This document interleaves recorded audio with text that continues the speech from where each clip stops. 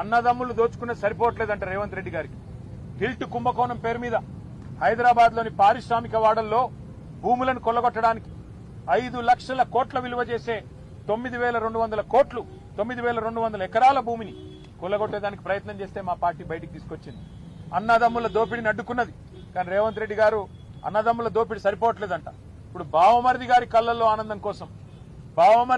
ఆనందం కోసం సింగరేణిని ఆయనకు గుత్తకు రాసిచ్చిండు.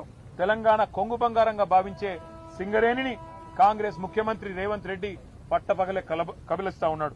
అందుకే మేము అడిగినాం ఇవాళ గౌరవ గవర్నర్ గారిని, సార్ మీరైనా ఇన్వాల్వ్ కండి, మీరు కిషన్ రెడ్డి గారికి ఆదేశం ఇవ్వండి, సిబిఐకి ఇస్తారా, సిట్టింగ్ జడ్జికి ఇస్తారా, మీ ఇష్టం, ఎవరికి ఇస్తారో ఇవ్వండి, కానీ ప్రజాధనాన్ని కొల్లగొట్టే ఈ దుర్మార్గపు వ్యవస్థని, ఇటు సోలార్ పవర్ లో కుంభకోణం, అటు సింగరేణి ఓబీ గనుల్లో కుంభకోణం, దీన్ని అడ్డుకోండి, దీన్ని వెంటనే నివారించండి, ప్రజా సొమ్మును కాపాడండి అని చెప్పి కార్మిక లోకం తరపున సింగరేణి కార్మిక సోదరుల తరపున వారికి విజ్ఞప్తి చేశాం.